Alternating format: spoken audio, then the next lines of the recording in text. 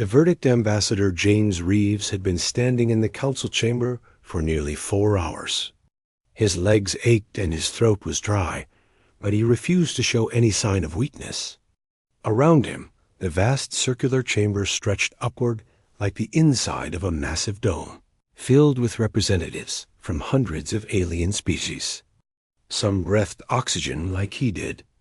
Others existed in sealed tanks filled with ammonia, or existed as pure energy contained in magnetic fields. Some had faces he could read. Others were completely alien to human understanding. The Supreme Arbiter finally raised what passed for its hand. The creature resembled a tall column of living crystal that pulsed with internal light. When it spoke, the translation device in James's ear converted the harmonic vibrations into words. The Council has reached its final decision. Humanity's application for membership in the galactic community is hereby permanently denied. Furthermore, humanity is banned from seeking membership in any Council-affiliated organization or alliance. James felt his stomach tighten, but he kept his expression neutral. He had expected rejection. The ban was something else entirely. The Arbiter continued. In the 62 years since first contact, humanity has demonstrated patterns of behavior that this Council finds deeply troubling. Your species has militarized 8 colony worlds, despite our strong recommendations against such actions. You have developed weapon systems without submitting them for Council review. You have refused to share advanced artificial intelligence research with the Technology Assessment Bureau. Most concerning, you maintain military forces that far exceed defensive requirements. A voice called out from the upper galleries. They are warmongers. They solved the piracy problem by destroying the pirates rather than negotiating.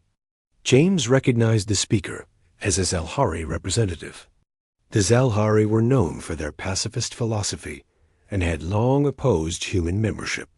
The pirates were attacking civilian mining operations, James said firmly.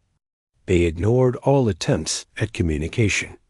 When they opened fire on unarmed workers, our security forces responded.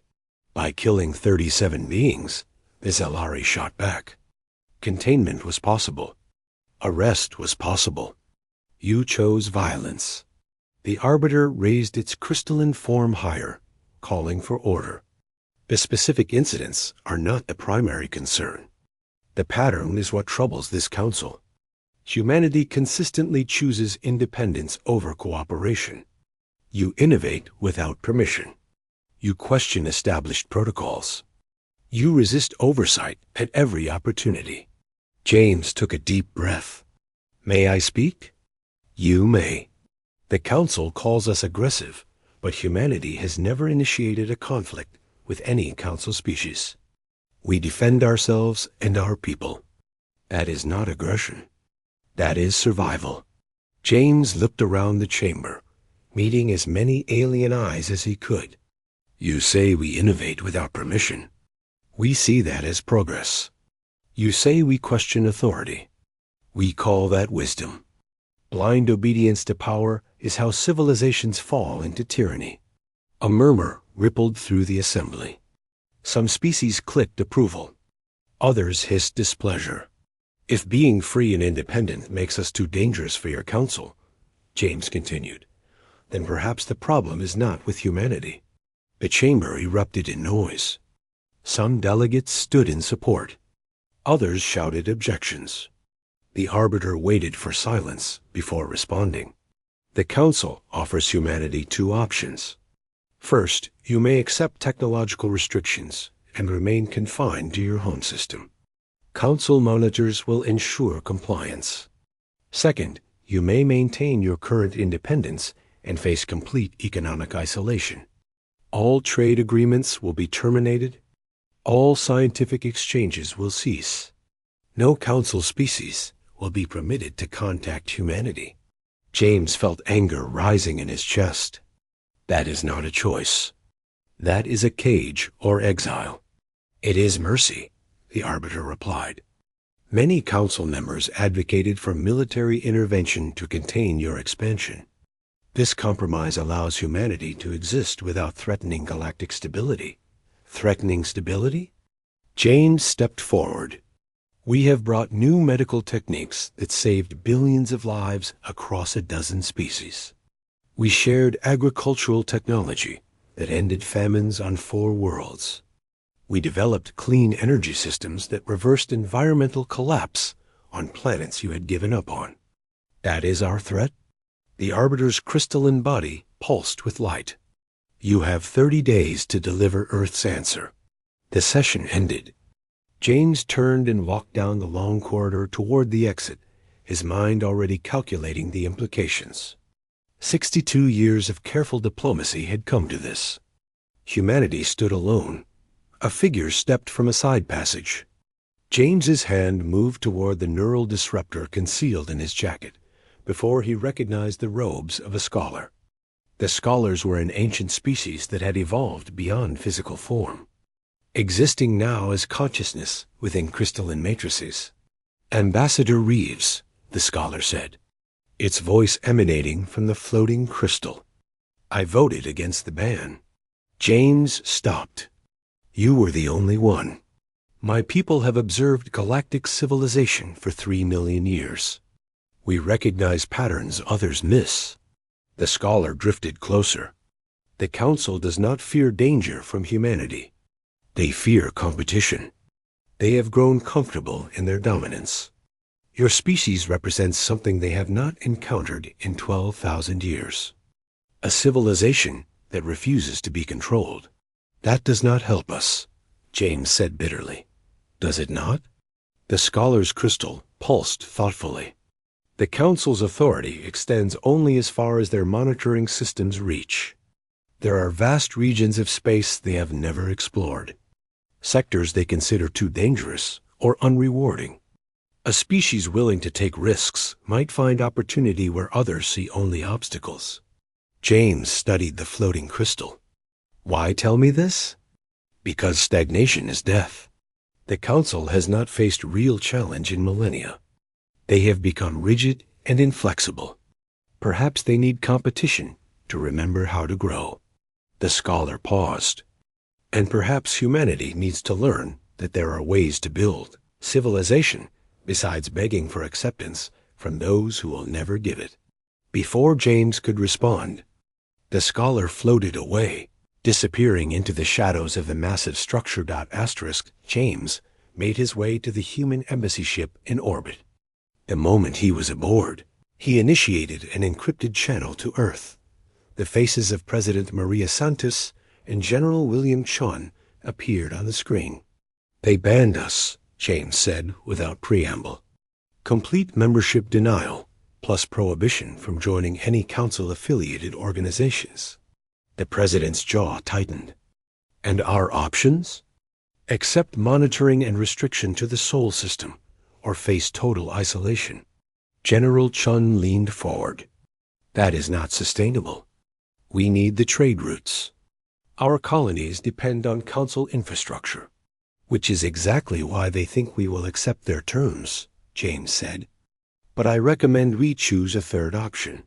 Explain, the President said. James pulled up a star chart showing the known galaxy. The Council controls approximately 30% of explored space. They claim jurisdiction over another 40% through various treaties and agreements. But there are vast regions they have never bothered with, systems they surveyed and dismissed as worthless or too difficult to exploit. You want us to colonize outside Council space, General Chun said slowly. I want us to build our own civilization, our own trade routes, our own alliances. James felt conviction growing in his voice. The Council thinks we are too dangerous to join them. Let us show them what humanity can accomplish when we stop asking for permission. The President was quiet for a long moment. When she spoke, her voice was firm. Draft a proposal. Include resource requirements, timeline, and risk assessment. We will convene the Security Council within 48 hours. The channel closed. James sat alone in his office, staring at the star chart. Somewhere out there, Beyond Council authority, humanity could build something new, something free. 3 weeks later, James stood before a joint session of the United Earth Parliament. The chamber was packed with representatives from every nation, every colony, every major organization on Earth, and throughout the Sol system. The Galactic Council has declared us too dangerous for their civilization, James began. They offer us a choice between imprisonment and isolation. But there is a third path. We can leave. Not in defeat, but in defiance. He activated the holographic display, showing detailed plans for what they were calling the Frontier Initiative. We have identified 43 star systems beyond Council space that show potential for colonization. These systems were surveyed by the Council and dismissed as too difficult or unrewarding. Perfect for us. The display shifted to show ship designs. We have been developing quantum jump technology that does not require Council gate infrastructure. It is experimental and dangerous, but it works. We can reach these systems without Council permission or knowledge. Asterisk, a representative from the Mars colonies, stood. And when the Council discovers what we are doing, they will protest. They will threaten. But they will not act. James pulled up intelligence reports. The Council is vast but bureaucratic, slow to make decisions. By the time they agree on a response, we will have established colonies that would be too costly to remove. The vote was not unanimous, but it was decisive. 78% in favor. Asterisk. The Frontier Initiative launched in secret. Deep space construction facilities built ships using designs that had never been submitted for Council review. Volunteers by the millions signed up for one-way trips to unknown worlds. Research teams worked around the clock perfecting the quantum jump drives. James watched the first convoy depart from a hidden facility beyond Neptune. 12 ships carrying 60,000 colonists and enough equipment to establish a self-sustaining colony. The lead ship was named Defiance as the ships activated there. Quantum drives and disappeared into folded space. James allowed himself a small smile. The Council had tried to cage humanity. Instead, they had set them free. The message went out on encrypted channels to every human colony, every ship, every outpost. The age of asking permission is over. Humanity builds its own future now. And in the depths of space, far beyond Council monitoring systems, the first human ships emerged from quantum jumps into unexplored systems. New worlds awaited. New possibilities stretched before them. The Dominion had begun. Asterisk, building the Dominion. Colony ship Defiance had been in the New Haven system for 8 months. Commander Sarah Mitchell stood on the observation deck of the orbital station, watching construction drones swarm around the skeleton of what would become the system's first shipyard. Below, on the planet's surface, the lights of New Seattle glowed against the darkness. It had been hard, harder than any simulation or training had prepared them for. 300 colonists had died in the first month from equipment failures and accidents. A planet's atmosphere required constant processing to remain breathable. The local plant life produced compounds that humans found toxic. But slowly, impossibly, they had made it work. Sarah's communicator chimed. "Commander, we have an incoming ship. Unknown configuration. Not human." She was moving before the officer finished speaking. In the command center, the tactical display showed a vessel approaching from the outer system. It was smaller than the Defiance, shaped like an elongated teardrop, with what looked like organic growths along its hull. "Weapon status?" Sarah asked. "Powered down. They are broadcasting on multiple frequencies." Attempting translation now. A voice came through the speakers, distorted but understandable. "Human vessel. We come in peace. We seek sanctuary." Sarah exchanged glances with her first officer. "Open a channel." "This is Commander Sarah Mitchell of the Human Dominion Colony New Haven. Identify yourself." The voice responded immediately. I am Keeper Thoris of the Neth people. We were exiled from Council space 12 years ago. We detected your quantum signature and followed. Please, we need help. Sarah made a decision that would change everything. Permission to dock granted. But you will submit to scans and inspection. A Neth ship docked 3 hours later. What emerged shocked the human crew. The Neth looked like bipedal amphibians with smooth, mottled skin and large eyes adapted for low light. But what caught everyone's attention was their condition. They were starving and sick. Keeper Thoris explained their story in the medical bay while doctors treated his people. The Neth had been minor members of the Council for over 1,000 years. When they discovered evidence of corruption among Council leadership, they reported it through proper channels. Instead of investigation, they faced accusations of sedition. Their home world was quarantined. Their ships were confiscated. Those who escaped became refugees, hunted by Council security forces. We have been running for 12 years, Thoris said wearily, hiding in systems the Council ignores. When we detected your quantum drives, we thought perhaps we had found others who rejected Council authority. Sarah listened to the whole story before responding. You are welcome here, Keeper Thoris. We have space. We have resources. And we have no love for the Council that tried to cage us. Word of the Neth spread quickly through human settlements. Within 6 months, other ships arrived. The Korathi, a species of insectoid engineers who had refused to share their technology with the Council and been expelled. The Venless, peaceful traders who had been ruined economically when they questioned Council tax policies. The Forgotten, ancient AI constructs that predated the current Council and had been shut down for being too independent. Each species brought skills and knowledge. The Korathi revolutionized human construction techniques. The Venless opened trade routes to neutral systems. The Forgotten shared technology from civilizations that had risen and fallen millions of years before humanity evolved. James Reeves, now serving as the Dominion's first Secretary of External Affairs, stood before the Dominion Council. The Council consisted of representatives from 7 species now, meeting in a converted cargo bay on Frontier Station. We have a decision to make, James said. 3 more species have approached us seeking membership. The Talthrin, the Sikavar, and the Methany.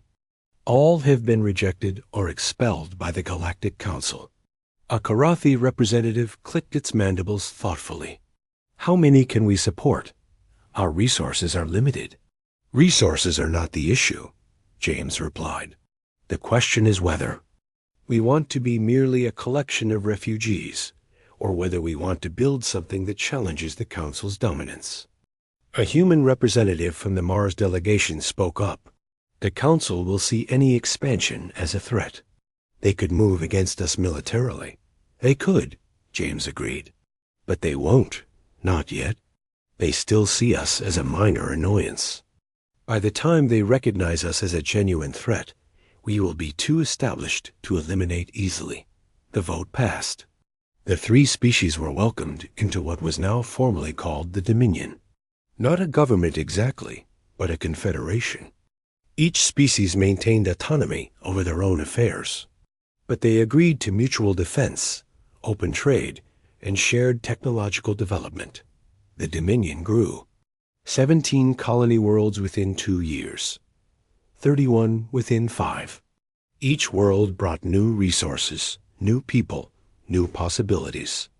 Then came the breakthrough that changed everything. Dr. Yuki Tanaka, a human physicist working with Forgotten AI partners, discovered a way to improve quantum jump drives by 40%.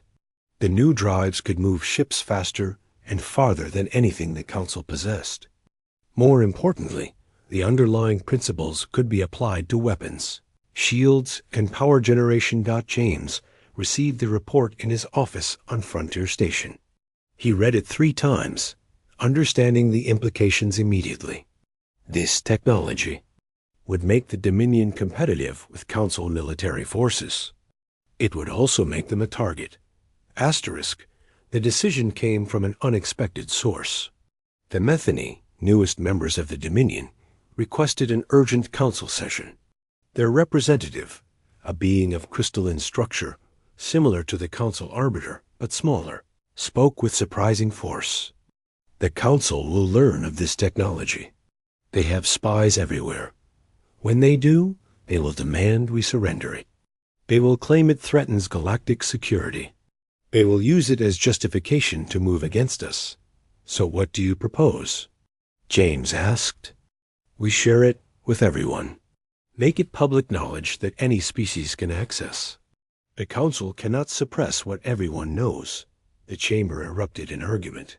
Sharing their greatest advantage seemed like madness to many. But James saw the brilliance of it. If we keep it secret, we are thieves and threats, he said slowly. If we share it freely, we are innovators and benefactors. We make the council the villains if they try to stop the spread of technology that could benefit everyone. The vote was close, but it passed. The technology was released on open channels, broadcast to every corner of the galaxy. Within weeks, independent scientists on council worlds were replicating the results. The council tried to suppress it, but the knowledge spread too fast. And something unexpected happened. Council member species began asking questions. If the banned humans were willing to share revolutionary technology freely, why did the council hoard knowledge? If the exiled species had built a thriving multi-species civilization in just a few years, why did the council require centuries of oversight before granting independence? Protests erupted on 17 council worlds. Nothing violent, but persistent. Citizens demanding answers. Demanding reform. The council's response was predictable. They declared the Dominion a threat to galactic stability. They froze any remaining human assets in council space. They banned trade with any Dominion species. And they sent a message to Frontier Station. James read it alone in his office. The message was from the Crystal Arbiter itself. You have forced our hand. The Dominion must be dissolved. You have 30 days to disperse your illegal alliance and return all species to council jurisdiction. Failure to comply will result in military enforcement. James deleted the message and called an emergency session of the Dominion Council. When everyone was assembled, he stood before them. Human, Neth, Karathi, Venless, Forgotten, Talthrin, Sikavar, and Metheny.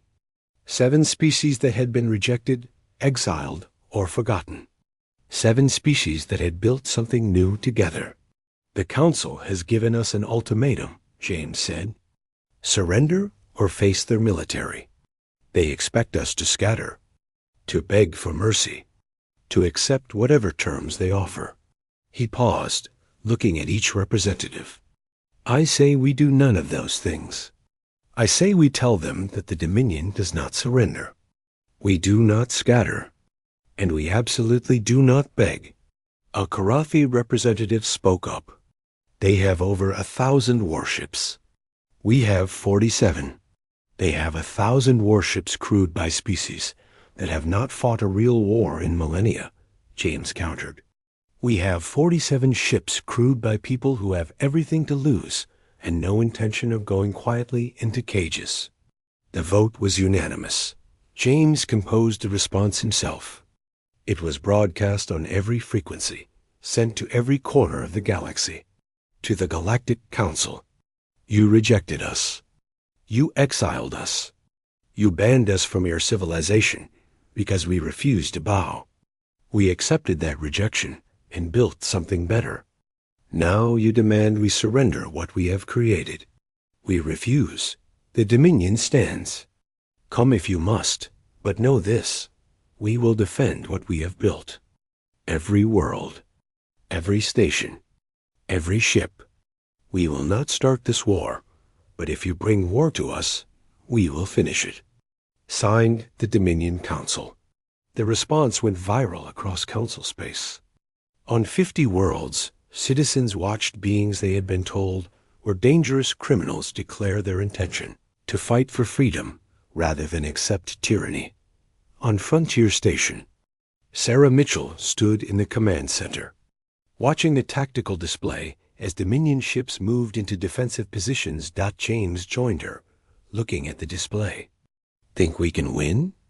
"No," Sarah said honestly. "But I think we can make them bleed enough that the cost becomes unbearable. That will have to be enough." Outside the station, construction drones continued their work. New ships taking shape, new weapons being installed, new shields being tested. The Dominion had been built by beings who refused to accept cages. Now they would defend it the same way, with courage, with innovation, and with the absolute certainty that freedom was worth any price. The galaxy watched and waited. Asterisk.